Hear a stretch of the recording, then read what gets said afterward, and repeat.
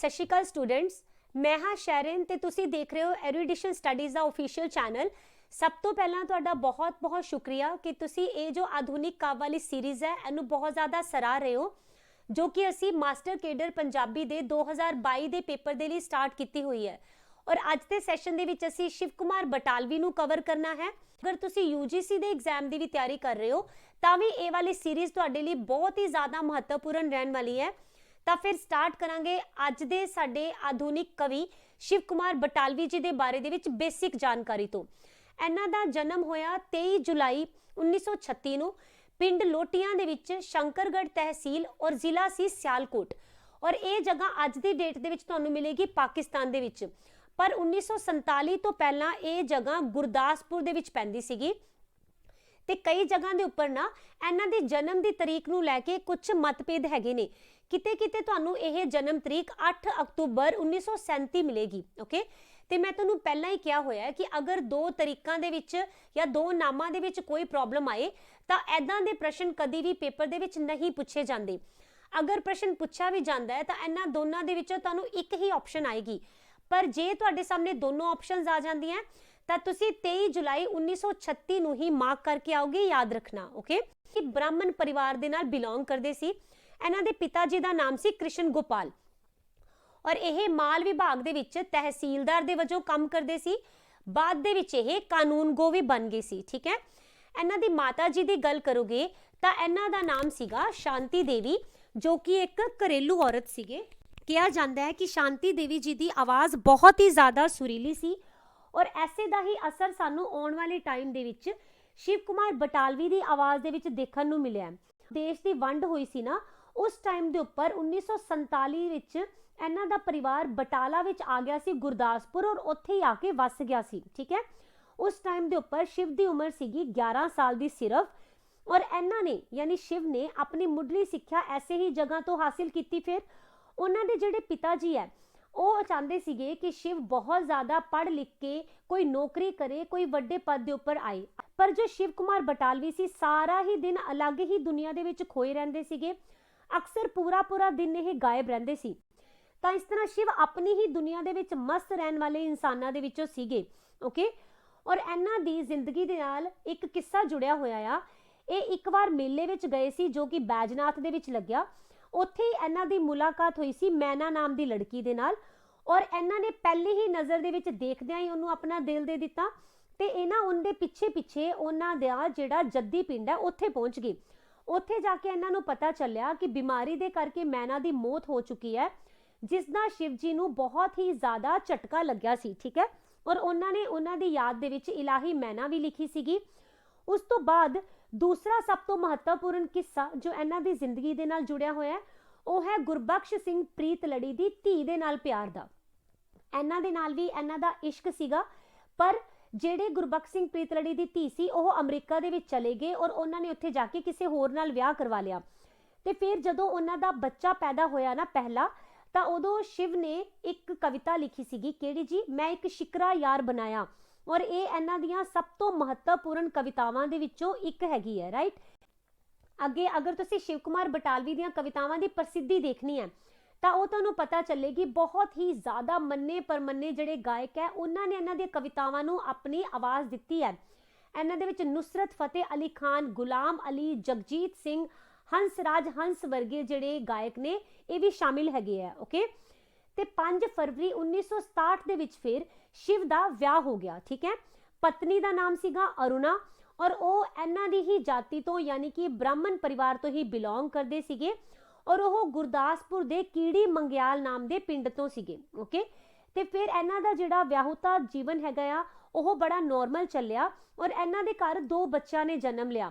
ਲੜਕੀ ਦਾ ਨਾਮ ਸੀ ਪੂਜਾ ਔਰ ਲੜਕੇ ਦਾ ਨਾਮ ਸੀਗਾ ਮਿਹਰਬਾਨ। ਓਕੇ, ਮੈਂ ਤੁਹਾਨੂੰ ਦੱਸਿਆ ਸੀ ਕਿ ਸ਼ਿਵ ਕੁਮਾਰ ਬਟਾਲਵੀ ਦੇ ਪਿਤਾ ਜੀ ਚਾਹੁੰਦੇ ਸੀਗੇ ਕਿ ਇਹ ਪੜ੍ਹ ਲਿਖ ਕੇ ਇੱਕ ਬਹੁਤ ਹੀ ਵੱਡੀ ਨੌਕਰੀ ਤੇ ਲੱਗਣ, ਹੈ ਨਾ, ਪਰ ਸ਼ਿਵ ਕੁਮਾਰ ਬਟਾਲਵੀ ਦਾ ਜਿਹੜਾ ਧਿਆਨ ਹੈ ਉਹ ਜ਼ਿਆਦਾ ਪੜ੍ਹਾਈ ਦੇ ਵਿੱਚ ਨਹੀਂ ਲੱਗਦਾ ਸੀ। ਓਕੇ, 1953 ਦੇ ਵਿੱਚ ਆਰਮੀ ਹਾਈ ਸਕੂਲ ਬਟਾਲਾ ਤੋਂ ਇਹਨਾਂ ਨੇ 10ਵੀਂ ਕੀਤੀ, ਪਰ ਉਸ ਤੋਂ ਬਾਅਦ ਇਹ ਆਪਣੀ ਪੜ੍ਹਾਈ ਨੂੰ ਜ਼ਿਆਦਾ ਚੰਗੀ ਤਰ੍ਹਾਂ ਜਾਰੀ ਨਹੀਂ ਰੱਖ ਸਕੇ। ਪਹਿਲਾਂ ਇਹਨਾਂ ਨੇ ਬਟਾਲਾ ਦੇ ਹੀ ਬੈਰਿੰਗ ਯੂਨੀਅਨ ਕ੍ਰਿਸਚੀਅਨ ਕਾਲਜ ਦੇ ਵਿੱਚ ਦਾਖਲਾ ਲਿਆ ਸੀਗਾ ਔਰ FSC ਪ੍ਰੋਗਰਾਮ ਨੂੰ ਸਟਾਰਟ ਕੀਤਾ, ਪਰ ਹਾਲੇ ਇਹਨਾਂ ਦੀ ਡਿਗਰੀ ਪੂਰੀ ਨਹੀਂ ਹੋਈ ਸੀ ਔਰ ਇਹਨਾਂ ਨੇ ਵਿੱਚ ਹੀ ਇਹਨੂੰ ਛੱਡ ਦਿੱਤਾ। ਉਸ ਤੋਂ ਬਾਅਦ ਇਹ ਕਿੱਥੇ ਪਹੁੰਚ ਗਏ? ਇਹ ਚਲੇ ਗਏ ਕਾਦੀਆਂ ਦੇ ਸਿੱਖ ਨੈਸ਼ਨਲ ਕਾਲਜ ਦੇ ਵਿੱਚ ਔਰ ਉੱਥੇ ਇਹਨਾਂ ਨੇ ਆਰਟਸ ਨੂੰ ਚੂਜ਼ ਕਰ ਲਿਆ। ਹੁਣ ਇਹਨਾਂ ਦੇ ਪਿਤਾ ਜੀ ਨੂੰ ਲੱਗਿਆ ਕਿ ਚਲੋ ਆਰਟਸ ਦੇ ਵਿੱਚ ਤਾਂ ਸ਼ਿਵ ਕੁਮਾਰ ਬਟਾਲਵੀ ਦਾ ਇੰਟਰਸਟ ਹੈਗਾ, ਤਾਂ ਇਸ ਦੇ ਲਈ ਇਹ ਆਰਾਮ ਦੇ ਨਾਲ ਇਹਨੂੰ ਪੂਰਾ ਕਰ ਲੈਣਗੇ। ਪਰ ਇਹ ਵੀ ਨਹੀਂ ਹੋਇਆ। ਇਹਨਾਂ ਨੇ ਦੂਸਰੇ ਸਾਲ ਦੇ ਵਿੱਚ ਹੀ ਇਹਦੀ ਪੜ੍ਹਾਈ ਵੀ ਛੱਡ ਦਿੱਤੀ। ਫਿਰ ਹਿਮਾਚਲ ਪ੍ਰਦੇਸ਼ ਦੇ ਬੈਜਨਾਥ ਦੇ ਸਕੂਲ ਦੇ ਵਿੱਚ ਇਹ ਸਿਵਲ ਇੰਜੀਨੀਅਰਿੰਗ ਦੇ ਵਿੱਚ ਦਾਖਲ ਹੋ ਗਈ, ਠੀਕ ਹੈ। ਪਰ ਉਹਨੂੰ ਵੀ ਇਹਨਾਂ ਨੇ ਅੱਧ ਵਿਚਾਲੇ ਛੱਡਤਾ। ਈਵਨ ਕੁਝ ਟਾਈਮ ਇਹ ਨਾਭਾ ਦੇ ਸਰਕਾਰੀ ਰਿਪੂ ਦਮਨ ਕਾਲਜ ਦੇ ਵਿੱਚ ਵੀ ਪੜ੍ਹਦੇ ਰਹੇ ਨੇ। ਤਾਂ ਤੁਹਾਨੂੰ ਸਮਝ ਆ ਰਹੀ ਹੋਏਗੀ ਇੰਨੀ ਸਾਰੀਆਂ ਥਾਵਾਂ ਤੋਂ ਕਿ ਸ਼ਿਵ ਕੁਮਾਰ ਬਟਾਲਵੀ ਦਾ ਜੋ ਧਿਆਨ ਹੈ ਉਹ ਜ਼ਿਆਦਾ ਪੜ੍ਹਾਈ ਦੇ ਵਿੱਚ ਨਹੀਂ ਲੱਗਦਾ ਸੀ, ਠੀਕ ਹੈ। ਤਾਂ ਇਹਨਾਂ ਦੇ ਪਿਤਾ ਜੀ ਨੇ ਸੋਚਿਆ ਕਿ ਇਹਨੂੰ ਮੈਂ ਨੌਕਰੀ ਹੀ ਲਗਵਾ ਦਿਆਂ ਤਾਂ ਜ਼ਿਆਦਾ ਬੈਟਰ ਹੈ। ਫਿਰ ਇਹਨਾਂ ਦੇ ਪਿਤਾ ਜੀ ਨੇ ਇਹਨਾਂ ਨੂੰ ਪਟਵਾਰੀ ਦੀ ਨੌਕਰੀ ਲਗਵਾ ਦਿੱਤੀ। ਪਰ ਇਹ ਹੈਗੇ ਸੀ ਸ਼ਾਇਰ ਪ੍ਰਵਿਰਤੀ ਦੇ ਮਾਲਿਕ, ਇਹਨਾਂ ਦਾ ਫਿਰ ਜੌਬ ਦੇ ਵਿੱਚ ਵੀ ਧਿਆਨ ਨਹੀਂ ਲੱਗ ਰਿਹਾ ਸੀ, ਠੀਕ ਹੈ। ਤਾਂ 1961 ਦੇ ਵਿੱਚ ਇਹਨਾਂ ਨੇ ਇਸ ਜੌਬ ਤੋਂ ਅਸਤੀਫਾ ਦੇ ਦਿੱਤਾ। 61 ਤੋਂ ਲੈ ਕੇ 66 ਤੱਕ ਇਹ ਬਿਲਕੁਲ ਫ੍ਰੀ ਰਹੇ ਹੈ ਬਿਨਾਂ ਕਿਸੇ ਕੰਮ ਕਾਜ ਤੋਂ। ਪਰ ਇਹਨਾਂ ਨੇ ਆਪਣੇ ਪਿਤਾ ਜੀ ਤੋਂ ਇੱਕ ਵੀ ਪੈਸਾ ਖਰਚਾ ਨਹੀਂ ਲਿਆ, ਠੀਕ ਹੈ। ਇਹਨਾਂ ਦੀਆਂ ਕੁਝ ਇੱਕ ਕਿਤਾਬਾਂ ਜਿਹੜੀਆਂ ਛਪੀਆਂ ਸੀ ਉਹਦੇ ਤੋਂ ਇਹਨਾਂ ਨੂੰ ਥੋੜੀ ਬਹੁਤ ਰਾਇਲਟੀ ਆਉਂਦੀ ਸੀ, ਉਹਦੇ ਨਾਲ ਗੁਜ਼ਾਰਾ ਕਰ ਲੈਂਦੇ ਸੀ। ਅਗਰ ਫਿਰ ਵੀ ਜ਼ਰੂਰਤ ਪੈਂਦੀ ਸੀ ਤਾਂ ਇਹ ਕਵੀ ਦਰਬਾਰਾਂ ਦੇ ਵਿੱਚ ਜਾ ਕੇ ਔਰ ਉੱਥੇ ਕਵਿਤਾਵਾਂ ਪੜ੍ਹ ਕੇ ਥੋੜੀ ਬਹੁਤ ਸੇਵਾ ਫਲ ਦੇ ਨਾਲ ਆਪਣਾ ਗੁਜ਼ਾਰਾ ਕਰ ਰਹੇ ਸੀ। ਪਰ ਫਿਰ ਬਾਅਦ ਦੇ ਵਿੱਚ ਇਹਨਾਂ ਨੂੰ ਨੌਕਰੀ ਜੁਆਇਨ ਕਰਨੀ ਹੀ ਪਈ। 1966 ਦੇ ਵਿੱਚ ਇਹਨਾਂ ਨੇ ਸਟੇਟ ਬੈਂਕ ਆਫ ਇੰਡੀਆ ਦੀ ਬਟਾਲਾ ਸ਼ਾਖਾ ਦੇ ਵਿੱਚ ਕਲਰਕ ਦੀ ਨੌਕਰੀ ਕੀਤੀ। 67 ਦੇ ਵਿੱਚ ਇਹਨਾਂ ਦਾ ਵਿਆਹ ਹੋ ਗਿਆ। 68 ਦੇ ਵਿੱਚ ਇਹਨਾਂ ਦੀ state bank of India Chandigarh ਦੇ ਵਿੱਚ ਆ ਕੇ ਬਦਲੀ ਹੋ ਗਈ, ਓਕੇ। ਔਰ ਉੱਥੇ ਇਹ 21 ਸੈਕਟਰ ਦੇ ਵਿੱਚ ਰਹਿੰਦੇ ਸੀਗੇ ਕਿਰਾਏ ਦੇ ਮਕਾਨ ਦੇ ਉੱਪਰ। ਪਰ ਇੱਥੇ ਵੀ ਸ਼ਿਵ ਦਾ ਨੌਕਰੀ ਦੇ ਵਿੱਚ ਕੁਝ ਖਾਸ ਮਨ ਨਹੀਂ ਲੱਗਿਆ, ਠੀਕ ਹੈ। ਤੇ ਪੂਰੇ ਹਫਤੇ ਦੇ 2-3 ਦਿਨ ਹੀ ਹੁੰਦੇ ਸੀ ਜਦੋਂ ਇਹ ਆਪਣੀ ਨੌਕਰੀ ਦੇ ਉੱਪਰ ਜਾਂਦੇ ਸੀ, ਓਕੇ। ਹਾਂਜੀ, ਇਸ ਤੋਂ ਬਾਅਦ ਹੁਣ ਅਸੀਂ ਦੇਖ ਲੈਂਦੇ ਹਾਂ ਕਿ ਅੱਗੇ ਨੌਕਰੀ ਤੋਂ ਬਾਅਦ ਸ਼ਿਵ ਨੇ ਜਦੋਂ ਸ਼ਾਇਰ ਦੀ ਤਰ੍ਹਾਂ ਆਪਣੇ ਆਪ ਨੂੰ ਅੱਗੇ ਲਿਆਂਦਾ ਤਾਂ ਉਦੋਂ ਇਹਨਾਂ ਨੇ ਕਿਹੜੇ ਕੀਰਤੀਮਾਨ ਸਥਾਪਿਤ ਕੀਤੇ ਹੈ। ਤਾਂ ਸਾਹਿਤ ਅਕਾਦਮੀ ਅਵਾਰਡ ਹਾਸਿਲ ਕਰਨ ਵਾਲੇ ਇਹ ਸਭ ਤੋਂ ਛੋਟੀ ਉਮਰ ਦੇ ਲੇਖਕ ਬਣੇ ਸੀ। 1967 ਦੇ ਵਿੱਚ ਇਹਨਾਂ ਦਾ ਵਿਆਹ ਹੋਇਆ ਸੀਗਾ। 1967 ਦੇ ਵਿੱਚ ਹੀ ਇਹਨਾਂ ਨੂੰ ਆਪਣੇ ਕਾਵ ਨਾਟਕ ਲੂਣਾ ਦੇ ਵਾਸਤੇ ਸਾਹਿਤ ਅਕਾਦਮੀ ਅਵਾਰਡ ਦਿੱਤਾ ਗਿਆ, ਠੀਕ ਹੈ। ਤੇ ਜਦੋਂ ਤੁਸੀਂ ਕੋਈ ਵੀ ਸਾਹਿਤਕਾਰ ਕਰਦੇ ਹੋ ਤੁਹਾਨੂੰ ਉਹਨਾਂ ਦਾ ਪਹਿਲਾ ਔਰ ਆਖਰੀ ਜਿਹੜਾ ਲੇਖ ਹੁੰਦਾ ਆ, ਆਖਰੀ ਰਚਨਾ ਹੁੰਦੀ ਹੈ, ਤੁਹਾਨੂੰ ਉਹ ਪਤਾ ਹੋਣੀ ਚਾਹੀਦੀ ਹੈ, ਠੀਕ ਹੈ। ਔਰ ਇਹਨਾਂ ਦੇ ਸਾਲ ਵੀ ਪ੍ਰਕਾਸ਼ਨਾਂ ਦੇ। ਤਾਂ ਇਹਨਾਂ ਦਾ ਜੋ ਪਹਿਲਾ ਕਾਵ ਸੰਗ੍ਰਹਿ ਹੈ ਉਸ ਦਾ ਸਿਰਲੇਖ ਸੀਗਾ ਪੀੜਾਂ ਦਾ ਪਰਾਗਾ ਔਰ ਇਹਨੂੰ 1960 ਦੇ ਵਿੱਚ ਪ੍ਰਕਾਸ਼ਿਤ ਕੀਤਾ ਗਿਆ ਸੀ, ਠੀਕ ਹੈ। ਪਰ ਮੈਂ ਤੁਹਾਨੂੰ ਦੱਸਿਆ ਕਿ ਸ਼ਿਵ ਕੁਮਾਰ ਬਟਾਲਵੀ ਨੂੰ ਲੂਣਾ ਕਰਕੇ ਬਹੁਤ ਹੀ ਜ਼ਿਆਦਾ ਪ੍ਰਸਿੱਧੀ ਹਾਸਿਲ ਹੋਈ ਸੀ, ਹੈ ਨਾ। ਤੇ 1965 ਦੇ ਵਿੱਚ ਇਹਨਾਂ ਨੇ ਕਾਵ ਨਾਟਕ ਲੂਣਾ ਨੂੰ ਪ੍ਰਕਾਸ਼ਿਤ ਕੀਤਾ ਸੀਗਾ, ਠੀਕ ਹੈ। ਉਸ ਤੋਂ ਬਾਅਦ ਤਾਂ ਫਿਰ ਨਾ ਜਿਵੇਂ ਸ਼ਿਵ ਦਿਨਾਂ ਦੇ ਵਿੱਚ ਹੀ ਲੋਕਾਂ ਦੇ ਹੀਰੋ ਬਣ ਕੇ ਰਹਿ ਗਏ ਸੀਗੇ। ਯੂਥ ਤਾਂ ਇਹਨਾਂ ਨੂੰ ਬਹੁਤ ਹੀ ਜ਼ਿਆਦਾ ਪਸੰਦ ਕਰਨ ਲੱਗ ਗਿਆ ਸੀਗਾ। 1965 ਦੇ ਵਿੱਚ ਲੂਣਾ ਲਿਖਿਆ ਗਿਆ ਤਾਂ ਉਸ ਤੋਂ ਪੂਰੇ 2 ਸਾਲ ਬਾਅਦ ਯਾਨੀ 1967 ਦੇ ਵਿੱਚ ਫਿਰ ਇਹਨਾਂ ਨੂੰ ਸਾਹਿਤ ਅਕਾਦਮੀ ਅਵਾਰਡ ਮਿਲਿਆ ਸੀ, ਠੀਕ ਹੈ ਜੀ। ਅੱਗੇ ਸ਼੍ਰੀ ਗੁਰੂ ਨਾਨਕ ਦੇਵ ਯੂਨੀਵਰਸਿਟੀ ਵੱਲੋਂ ਹਰ ਸਾਲ ਬੈਸਟ ਰਾਈਟਰ ਨੂੰ ਸ਼ਿਵ ਕੁਮਾਰ ਬਟਾਲਵੀ ਅਵਾਰਡ ਵੀ ਦਿੱਤਾ ਜਾਂਦਾ ਹੈ, ਠੀਕ ਹੈ। ਇਹ ਵੀ ਅਵਾਰਡ ਦੇ ਨਾਲ ਰਿਲੇਟ ਕਰਕੇ ਤੁਸੀਂ ਯਾਦ ਰੱਖ ਸਕਦੇ ਹੋ। ਅੱਗੇ ਚੱਲਦੇ ਹਾਂ। ਤੁਸੀਂ ਸਾਰਿਆਂ ਨੇ ਸੁਣਿਆ ਹੋਵੇਗਾ ਕਿ ਸ਼ਿਵ ਕੁਮਾਰ ਬਟਾਲਵੀ ਨੂੰ 2 ਨਾਮ ਦੇ ਨਾਲ ਜਾਣਦੇ ਨੇ। ਕਿਹੜੇ? ਇਹਨਾਂ ਨੂੰ ਬੋਲਿਆ ਜਾਂਦਾ ਹੈ ਜੌਨ ਕੀਟਸ ਔਰ ਇਹਨਾਂ ਨੂੰ ਹੀ ਪੰਜਾਬੀ ਦਾ ਸ਼ੈਲੇ ਵੀ ਬੋਲਿਆ ਜਾਂਦਾ ਹੈ ਨਾ। ਤਾਂ ਸਾਨੂੰ ਪਤਾ ਹੋਣਾ ਚਾਹੀਦਾ ਹੈ ਸੰਤ ਸਿੰਘ ਸੇਖੋਂ ਨੇ ਇਹਨਾਂ ਦੀ ਤੁਲਨਾ ਜੌਨ ਕੀਟਸ ਦੇ ਨਾਲ ਕੀਤੀ ਸੀ, ਠੀਕ ਹੈ। ਔਰ 1973 6 ਮਈ ਨੂੰ ਜਿਗਰ ਦੀ ਬਿਮਾਰੀ ਦੇ ਕਰਕੇ ਇਹ ਦੁਨੀਆ ਤੋਂ ਅਲਵਿਦਾ ਕਹਿ ਗਈ। ਤੁਹਾਨੂੰ ਵੀ ਪਤਾ ਹੈ ਕਿ ਸ਼ਿਵ ਕੁਮਾਰ ਬਟਾਲਵੀ ਨੂੰ ਸ਼ਰਾਬ ਪੀਣ ਦੀ ਬਹੁਤ ਜ਼ਿਆਦਾ ਆਦਤ ਪੈ ਗਈ ਸੀ ਔਰ ਜਿਸ ਦੇ ਕਰਕੇ ਫਿਰ ਇਹਨਾਂ ਦੀ ਡੈਥ ਹੋ ਗਈ, ਓਕੇ। ਤਾਂ ਇਹਨਾਂ ਦੀ ਆਪਣੀ ਇੱਕ ਕੋਟ ਹੈ ਜਿਸ ਦੇ ਵਿੱਚ ਇਹਨਾਂ ਨੇ ਬੋਲਿਆ ਹੋਇਆ ਹੈ ਕਿ ਨਾ ਤਾਂ ਮੈਂ ਜੌਨ ਕੀਟਸ ਬਣਨਾ ਚਾਹਨਾ ਤੇ ਨਾ ਹੀ ਮੈਂ ਸ਼ੈਲੇ ਬਣਨਾ ਚਾਹਨਾ, ਮੈਂ ਸ਼ਿਵ ਕੁਮਾਰ ਹਾਂ ਤੇ ਮੈਂ ਸ਼ਿਵ ਕੁਮਾਰ ਹੀ ਬਣਨਾ ਚਾਹਨਾ, ਠੀਕ ਹੈ। ਤੇ ਇਹਨਾਂ ਦੀਆਂ ਜਿਹੜੀਆਂ ਰਚਨਾਵਾਂ ਉਹ ਤੁਸੀਂ ਦੇਖੋਗੇ ਰੋਜ਼ਾਨਾ ਦੇ ਜੀਵਨ ਦੇ ਉੱਪਰ ਆਧਾਰਿਤ ਮਿਲਣਗੀਆਂ ਔਰ ਇਹਨਾਂ ਨੂੰ ਪਿਆਰ ਦੇ ਵਿੱਚ ਜਿਹੜੇ ਵਿਛੋੜੇ ਮਿਲੇ ਸੀ ਉਸ ਦਾ ਦਰਦ, ਉਸ ਦਾ ਦੁੱਖ, ਇਹ ਇਹਨਾਂ ਦੀਆਂ ਰਚਨਾਵਾਂ ਦੇ ਵਿੱਚ, ਕਵਿਤਾਵਾਂ ਦੇ ਵਿੱਚ ਸਾਫ਼ ਹੀ ਸਾਨੂੰ ਦੇਖਣ ਨੂੰ ਮਿਲ ਜਾਂਦਾ ਆ। ਔਰ ਐਸੇ ਕਰਕੇ ਇਹਨਾਂ ਨੂੰ ਬੋਲਿਆ ਜਾਂਦਾ ਹੈ ਬਿਰਹਾ ਦਾ ਕਵੀ, ਠੀਕ ਹੈ ਜੀ। ਪਹਿਲੀ ਰਚਨਾ ਇਹਨਾਂ ਦੀ ਕਿਹੜੀ ਹੈ? ਪੀੜਾਂ ਦਾ ਪਰਾਗਾ ਔਰ ਇਹ ਕਦੋਂ ਛਪੀ ਸੀ? 1960 ਦੇ ਵਿੱਚ। ਔਰ ਇਸ ਦੇ ਵਿੱਚ 28 ਕਵਿਤਾਵਾਂ ਨੂੰ ਸ਼ਾਮਿਲ ਕੀਤਾ ਗਿਆ ਔਰ ਇਹਨਾਂ ਦੀ ਆਖਰੀ ਰਚਨਾ ਮੰਨੀ ਜਾਂਦੀ ਹੈ ਮੈਂ ਤੇ ਮੈਂ, ਕਿਉਂਕਿ ਇਸ ਤੋਂ ਬਾਅਦ ਜਿਹੜੀਆਂ ਰਚਨਾਵਾਂ ਉਹ ਇਹਨਾਂ ਦੇ ਜਿਉਂਦੇ ਜੀ ਪ੍ਰਕਾਸ਼ਿਤ ਨਹੀਂ ਹੋਈਆਂ ਸੀ, ਇਸ ਲਈ ਆਖਰੀ ਰਚਨਾ ਮੈਂ ਤੇ ਮੈਂ ਨੂੰ ਹੀ ਕੰਸੀਡਰ ਕੀਤਾ ਜਾਂਦਾ ਹੈ, ਓਕੇ। ਹਾਂਜੀ, ਇਸ ਤੋਂ ਬਾਅਦ ਹੁਣ ਅਸੀਂ ਦੇਖ ਲੈਂਦੇ ਹਾਂ ਪਹਿਲਾਂ ਸ਼ਿਵ ਕੁਮਾਰ ਬਟਾਲਵੀ ਦੀਆਂ ਸਭ ਤੋਂ ਜ਼ਿਆਦਾ ਇੰਪੋਰਟੈਂਟ ਰਚਨਾਵਾਂ ਕਿਹੜੀਆਂ, ਓਕੇ। ਤਾਂ ਇਹਨਾਂ ਦੇ ਵਿੱਚ 1960 ਦੇ ਵਿੱਚ ਛਪੀ ਪਹਿਲਾਂ ਤਾਂ ਪੀੜਾਂ ਦਾ ਪਰਾਗਾ ਹੀ ਹੈਗੀ ਹੈ। ਅਗਲੀ ਆ ਜਾਂਦੀ ਹੈ ਲਾਜਵੰਤੀ, ਇਹ 1961 ਦੇ ਵਿੱਚ ਛਪੀ ਹੈ। ਦੇਖੋ ਇਸ ਸਲਾਈਡ ਦੇ ਉੱਪਰ ਤੁਹਾਨੂੰ ਜਿੰਨੀਆਂ ਵੀ ਰਚਨਾਵਾਂ ਮਿਲਣੀਆਂ, ਰਚਨਾਵਾਂ ਤਾਂ ਅੱਗੇ ਵੀ ਆਣਗੀਆਂ, ਪਰ ਇਸ ਸਲਾਈਡ ਦੇ ਉੱਪਰ ਜਿਹੜੀਆਂ ਰਚਨਾਵਾਂ ਹੈ ਉਹਨਾਂ ਦੇ ਤੁਹਾਨੂੰ ਪ੍ਰੋਪਰ ਸਾਲ ਵੀ ਯਾਦ ਹੋਣੇ ਚਾਹੀਦੇ ਹੈ ਔਰ ਕਵਿਤਾ ਦਾ ਵੀ ਪਤਾ ਹੋਣਾ ਚਾਹੀਦਾ ਹੈ, ਠੀਕ ਹੈ। ਤਾਂ 1960 ਤਾਂ ਤੁਹਾਨੂੰ ਇਸ ਲਈ ਯਾਦ ਰਹਿ ਜਾਏਗਾ ਕਿਉਂਕਿ ਸਭ ਤੋਂ ਪਹਿਲੀ ਕਵਿਤਾ ਇਹਨਾਂ ਦੀ ਉਦੋਂ ਹੀ ਛਪੀ ਹੈ, ਪੀੜਾਂ ਦਾ ਪਰਾਗਾ, ਠੀਕ ਹੈ। ਅੱਗੇ ਤੁਸੀਂ ਲਗਾਤਾਰ ਚੱਲਣਾ ਹੈ, 1960 ਹੋ ਗਿਆ, ਫਿਰ 1961 ਦੇ ਵਿੱਚ ਲਾਜਵੰਤੀ ਹੈ, 1962 ਦੇ ਵਿੱਚ ਆਟੇ ਦੀਆਂ ਚਿੜੀਆਂ, 1963 ਦੇ ਵਿੱਚ ਮੈਨੂੰ ਵਿਦਾ ਕਰੋ, 1964 ਦਰਦਮੰਦਾਂ ਦੀਆਂ ਆਹੀਂ, 1964 ਦੇ ਵਿੱਚ ਹੀ ਬਿਰਹਾ ਤੂੰ ਸੁਲਤਾਨ, ਫਿਰ 1965 ਵਾਲੀ ਯਾਦ ਰੱਖਣੀ ਹੈ ਲੂਣਾ, ਫਿਰ ਮੈਂ ਤੇ ਮੈਂ ਇਹ 1970 ਦੇ ਵਿੱਚ ਆਈ ਹੈ, ਆਰਤੀ 1971 ਔਰ 2013 ਦੇ ਵਿੱਚ ਇਹਨਾਂ ਦੀ ਚੁੱਪ ਦੀ ਆਵਾਜ਼ ਛਪੀ ਸੀ। ਓਕੇ, ਹੁਣ ਤੁਸੀਂ ਦੇਖੋ ਇਹਨਾਂ ਨੂੰ ਯਾਦ ਕਿੱਦਾਂ ਕਰਨਾ ਹੈ। ਇਹਨੂੰ ਯਾਦ ਕਰਨ ਦੇ ਲਈ ਤੁਸੀਂ ਆਪਣੇ ਬਚਪਨ ਦੇ ਵਿੱਚ ਜਾਓਗੇ, ਜਦੋਂ ਤੁਹਾਡੇ ਮੰਮੀ ਤੁਹਾਨੂੰ ਕੋਈ ਕੰਮ ਕਰਨ ਦੇ ਲਈ ਕਹਿ ਰਹੇ ਹੈ, ਤੁਸੀਂ ਉਹਨਾਂ ਨੂੰ ਬਹਾਨਾ ਲਗਾ ਰਹੇ ਹੋ, ਠੀਕ ਹੈ। ਛੋਟੇ ਹੁੰਦੇ ਅਸੀਂ ਏਦਾਂ ਹੀ ਕਰਦੇ ਆ ਨਾ, ਜਦੋਂ ਕੰਮ ਕਰਨ ਨੂੰ ਦਿਲ ਨਾ ਹੋਵੇ ਤਾਂ ਬਹਾਨਾ ਲਗਾ ਦਈਦਾ, ਮੇਰੇ ਤਾਂ ਪੀੜ ਹੋ ਰਹੀ ਹੈ, ਮੇਰੇ ਤਾਂ ਦਰਦ ਹੋ ਰਹੀ ਹੈ ਨਾ। ਤਾਂ ਤੁਸੀਂ ਆਪਦੇ ਮੰਮਾ ਨੂੰ ਕਹੋਗੇ ਮੇਰੇ ਪੀੜ ਹੋ ਰਹੀ ਹੈ, ਮੈਂ ਨਹੀਂ ਕੰਮ ਕਰਨਾ, ਤਾਂ ਤੁਹਾਡੇ ਮੰਮਾ ਕਹਿਣਗੇ ਤੈਨੂੰ ਬਿਲਕੁਲ ਲਾਜ ਨਹੀਂ ਆਉਂਦੀ, ਸਾਰਾ ਦਿਨ ਮੈਂ ਇਕੱਲੀ ਕੰਮ ਕਰਦੀ ਰਹਿੰਦੀ ਆ, ਆਟਾ ਤਾਂ ਗੁੰਨ ਦੇ।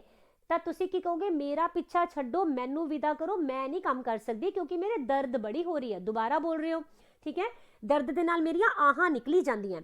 ਤਾਂ ਇਹ ਸਾਰਾ ਕੁਝ ਸੁਣ ਕੇ ਤੁਹਾਡੇ ਮੰਮਾ ਬਿਰਹਾ ਦੇ ਵਿੱਚ ਚਲੇ ਜਾਂਦੇ ਆ, ਬੜੇ ਦੁਖੀ ਜੇ ਹੋ ਜਾਂਦੇ ਆ।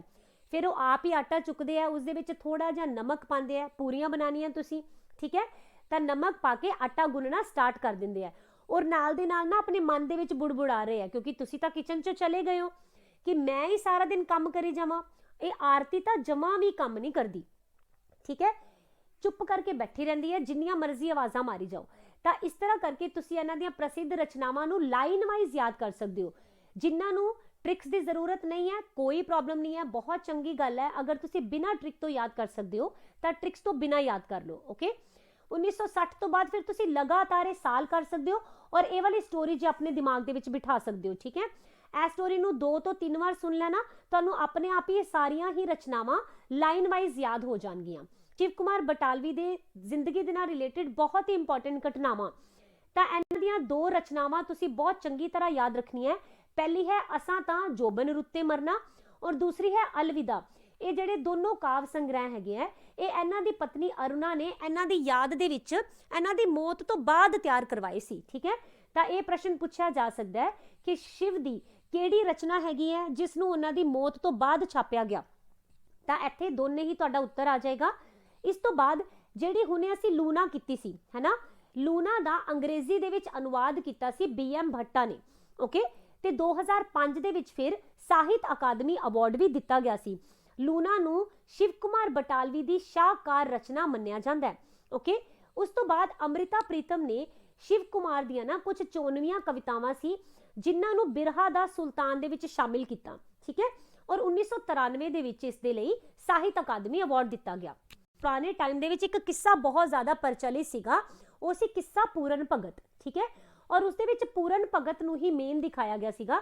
ਇਸੇ ਪੂਰਨ ਭਗਤ ਦੇ ਕਿੱਸੇ ਦਾ ਬਿਲਕੁਲ ਰੂਪਾਂਤਰਨ ਕਰ ਦਿੱਤਾ ਸੀ ਸ਼ਿਵ ਕੁਮਾਰ ਬਟਾਲਵੀ ਨੇ ਔਰ ਇਹਨਾਂ ਨੇ ਦਿਖਾਇਆ ਕਿ ਜੋ ਲੂਣਾ ਹੈ ਉਸ ਦੇ ਉੱਪਰ ਜਿਹੜੇ ਵੀ ਕਰੈਕਟਰ ਦੇ ਉੱਪਰ ਦੋਸ਼ ਲਗਾਏ ਗਏ ਹੈ ਉਸ ਦੇ ਲਈ ਲੂਣਾ ਦਾ ਕਸੂਰ ਨਹੀਂ ਹੈ, ਕਸੂਰ ਕਿੰਦਾ ਆ, ਸਮਾਜ ਦਾ ਕਸੂਰ ਹੈ ਜੋ ਇੱਕ ਨੌਜਵਾਨ ਲੜਕੀ ਦਾ ਵਿਆਹ ਇੱਕ ਬੁੱਢੇ ਦੇ ਨਾਲ ਕਰ ਦਿੰਦੇ ਹੈ, ਸਮ ਟਾਈਮ ਆਪਦੀ ਗਰੀਬੀ ਦੇ ਕਰਕੇ ਔਰ ਕਈ ਵਾਰ ਪੈਸੇ ਦੇ ਕਰਕੇ, ਲਾਲਚ ਦੇ ਵਿੱਚ, ਠੀਕ ਹੈ। ਤਾਂ ਇਹਨਾਂ ਨੇ ਲੂਣਾ ਨੂੰ ਨਿਰਦੋਸ਼ ਸਾਬਤ ਕਰਨ ਦੀ ਕੋਸ਼ਿਸ਼ ਕੀਤੀ ਹੈ ਔਰ ਇਹਨਾਂ ਨੇ ਫਿਰ ਪੂਰਨ ਭਗਤ ਦਾ ਜੋ ਰਵਾਇਤੀ ਕਿੱਸਾ ਹੈ ਇਸ ਨੂੰ ਲੂਣਾ ਦਾ ਕਿੱਸਾ ਬਣਾ ਦਿੱਤਾ। ਤੋਂ ਅਸੀਂ ਲਾਜਵੰਤੀ ਕਵਿਤਾ ਕੀਤੀ ਸੀ, ਕਾਵ ਸੰਗ੍ਰਹਿ ਕੀਤਾ ਸੀ, ਇਹਦੀ ਭੂਮਿਕਾ ਲਿਖੀ ਗਈ ਪ੍ਰੋਫੈਸਰ ਸੰਤ ਸਿੰਘ ਸੇਖੋਂ ਦੇ ਵੱਲੋਂ, ਠੀਕ ਹੈ।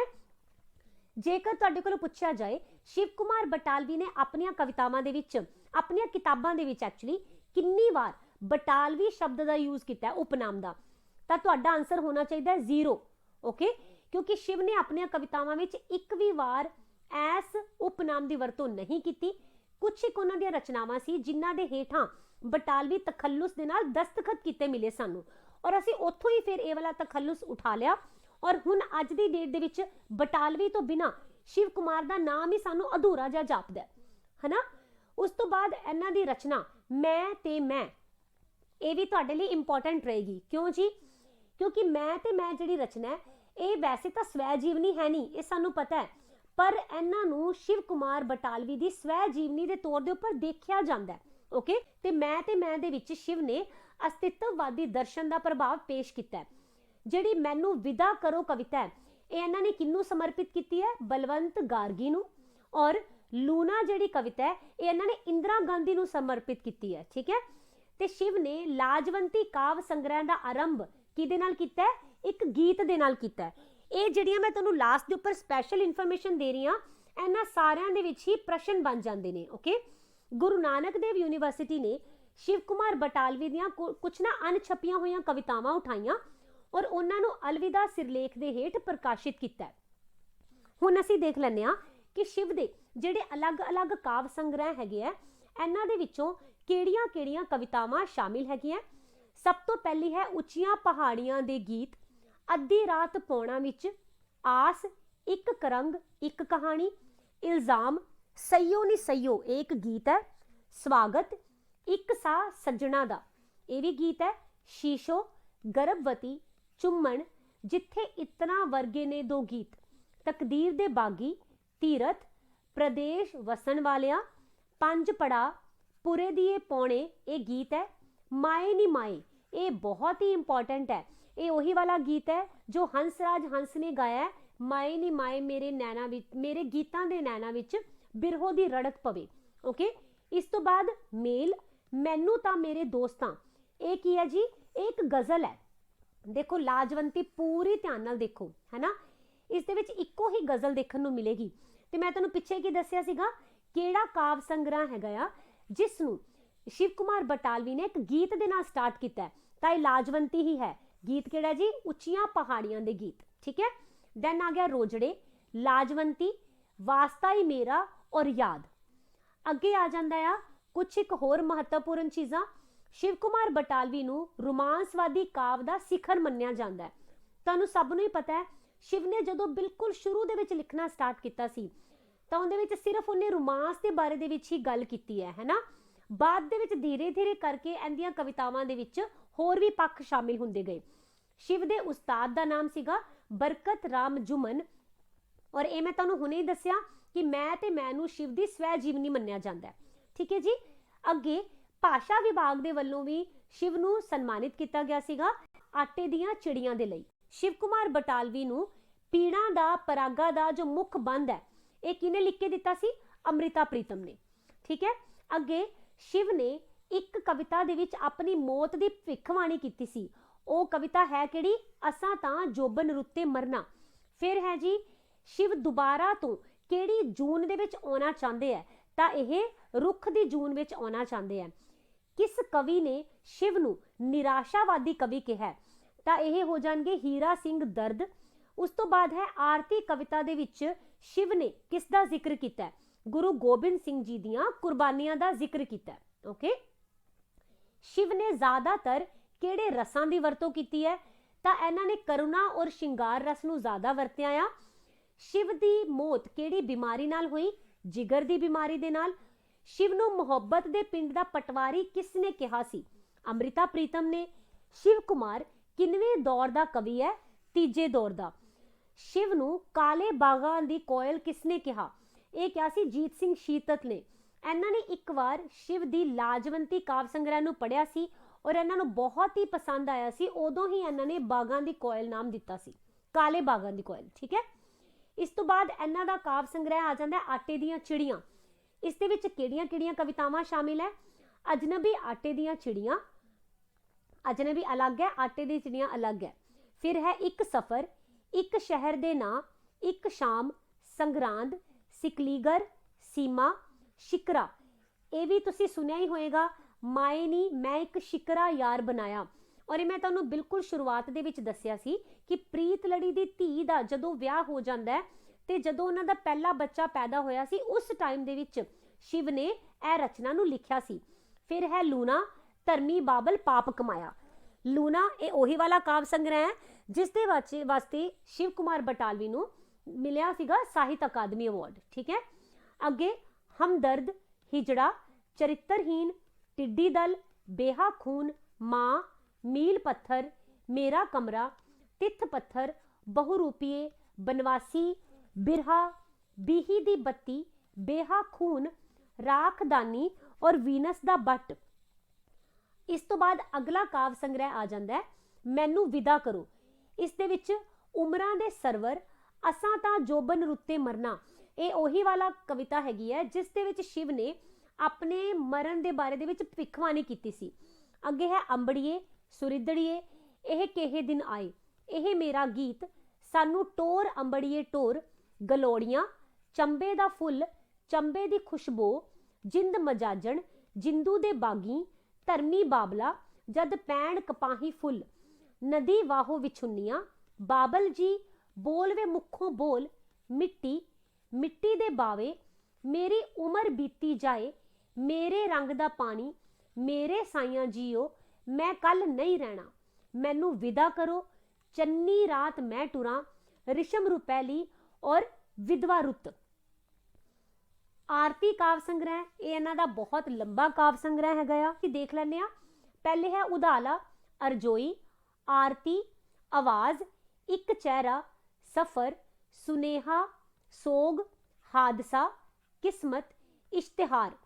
इश्तिहार विच गाना किहड़ा आएगा, एक कुड़ी जिहदा नाम मुहब्बत, जिसनू दलजीत सिंह ने भी गाया सीगा, है ना। और इत्थे मैं तुहानूं दस दियां कि दो ऐदां दे गीत है जिहड़े कि शिव दे हिंदी फिल्मां दे विच रखे गए, होर भी होणगे, अगर तुहानूं पता होण तां कमेंट सैक्शन में जरूर लिखियो, ठीक है। इनू पढ़ के याद आ गए तो मैं दस दिन्नी आ। पहला है जी एक कुड़ी जिहदा नाम मुहब्बत बारे गल कर लैंदे आ, है ना। इसनू दलजीत सिंह ने गाया आ। और उड़ता पंजाब जो मूवी आई सी जो कि बहुत ज़्यादा वड्डी हिट हुई सी, उस दे विच ही एक कुड़ी सॉन्ग नू फिल्माया गया सी, ठीक है। उस तो बाद लव आजकल ये मूवी आई सी 2009 दे विच, ਇਹਦੇ ਵਿੱਚ ਵੀ शिव ਦੇ एक गीत ਨੂੰ रखा गया ਸੀਗਾ जिस दा नाम सी अज दिन चढ़िया तेरे रंग वर्गा। ओके, अगे चलते हैं। सिखर दोपहर सिर ते, शहर तेरे तरकालां टलियां, कर्ज, अज दिन चढ़िया तेरे रंग वर्गा। इस तो बाद की पुछदे हो हाल फकीरां दा, गीत उधार होर दिओ, दैन चीर हरन, मैं सारा दिन की करदा हां, जद भी तेरा दीदार होएगा, झुकिया सीस, तू विदा होयो।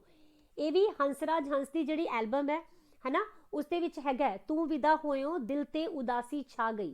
अगे गवाही, जख्म, डर, दान, पिछवाड़ा, बुढ़ा शहर, मरसियां, मेरे नामुराद इश्क दा, दिल गरीब, बिरहड़ा, बुढ़ा घर, मैं अधूरे गीतां दी इक सत्र हां, रात गई कर तारा तारा, रोग बन के रह गया, लोहे दा शहर। इस तो बाद अगला काव्य संग्रह इन्हां दा आएगा पीड़ां दा परागा। इस दे विच किहड़ियां-किहड़ियां कवितावां है, अंबर लिस्से लिस्से, अपनी सालगिरह ते, एक गीत हिजर दा, सरीही दे फुल, हयाती नू, हंजुआं दी छबील, हंजुआं दे गाह, है रात किन्नी कू देर हाले, कंडियाली थोर, गमां दी रात, चांदी दियां गोलियां। गमां दी रात भी हंसराज हंस ने गाया होया है। चुप दे बागी, जाच मैनू आ गई, डाची सहकदी, तितलियां, थब्बा को जुल्फां वालिया, ये भी, नूरां, प्रीत लहर, पंछी हो जावां, पीड़ां दा परागा, ये भी गाया होया है हंसराज हंस ने। बद हसीस, महक, मन मंदर, मिर्चां दे पत्तर, यार दी मड़ी ते। तुसी सोचोगे मैम सानू इन्ने सारे याद करने पैणगे। देखो एक बारी नज़र जरूर सारियां ते मारनी है, पर जदों भी कोई भी साहित्यकार करो उन्हां दा सब तो पहला काव्य संग्रह और सब तो आखिरी काव्य संग्रह ये तां तुसी करना ही है, या फिर उन्हां दी शाहकार रचना जिस दे करके पूरे वर्ल्ड दे विच उन्हां नूं प्रसिद्धि मिली, उसका नाम और उसका जिहड़ा पब्लिकेशन दी डेट याद कर लैनी है। उस तो बाद अगर उस परसन नूं कोई अवार्ड मिलिया तां जिहड़ी रचना दे लई अवार्ड दिता गया ये भी तुहानूं प्रकाशना दे साल दे नाल ही याद होना चाहिए, ठीक है जी। ओके, 11 बजे संडे नूं तुहानूं पता ही है तुहाडा एक टेस्ट होएगा, है ना। मॉक टेस्ट हर संडे नूं हुंदा है और इस वारी दे संडे दे टेस्ट दे लई भाई वीर सिंह नोट कर लो, ठीक है। इनू पढ़ के आना ताकि जदों तुसीं टेस्ट करो तो अच्छा परफॉर्म करो। इस तो बाद तनीराम चात्रिक, दैन प्रोफैसर पूरन सिंह, दीवान सिंह कालेपानी, अमृता प्रीतम और शिव कुमार बटालवी, यानी कि साढ़े 6 हो चुके ने आधुनिक कवि। और एक टेस्ट पहला तुहाडा पिछले संडे नूं होया भी सी ਜਿਹੜੇ ਬੱਚਿਆਂ ਨੇ ਨਹੀਂ ਦੇਖਿਆ ਉਹ ਉਸ ਮੌਕ ਟੈਸਟ ਨੂੰ ਦੇਖ ਲੈਣਾ। ਔਰ ਇਸ ਵਾਰੀ ਪੂਰੇ 11 ਵਜੇ ਤੁਹਾਡਾ ਇਸ ਵਾਰੀ ਸੰਡੇ ਨੂੰ ਟੈਸਟ ਹੋਏਗਾ, ਉਹਨੂੰ ਤੁਸੀਂ ਜ਼ਰੂਰ ਕਰਨਾ ਆ। ਤੇ ਜਿੱਦਾਂ ਤੁਸੀਂ ਮੌਕ ਟੈਸਟ ਪਰਫਾਰਮ ਕਰੋਗੇ ਉਸ ਦਾ ਤੁਹਾਨੂੰ ਫਾਇਦਾ ਕੀ ਹੋਏਗਾ, ਉਹ ਤੁਹਾਨੂੰ ਪੇਪਰ ਦੇ ਵਿੱਚ ਹੈਲਪ ਕਰਨਗੇ ਪੱਕਾ। ਤਾਂ ਫਿਰ ਅਸੀਂ ਸੰਡੇ ਨੂੰ ਮਿਲਾਂਗੇ ਜੀ, ਔਰ ਜਲਦੀ ਹੀ ਅਗਲਾ ਸਾਹਿਤਕਾਰ ਲੈ ਕੇ ਤੁਹਾਡੇ ਸਾਹਮਣੇ ਆਉਂਗੀ। ਇਹਨਾਂ ਸ਼ਬਦਾਂ ਦੇ ਨਾਲ ਬਹੁਤ ਬਹੁਤ ਧੰਨਵਾਦ। ਪੜ੍ਹਦੇ ਰਹੋ। ਥੈਂਕ ਯੂ ਜੀ।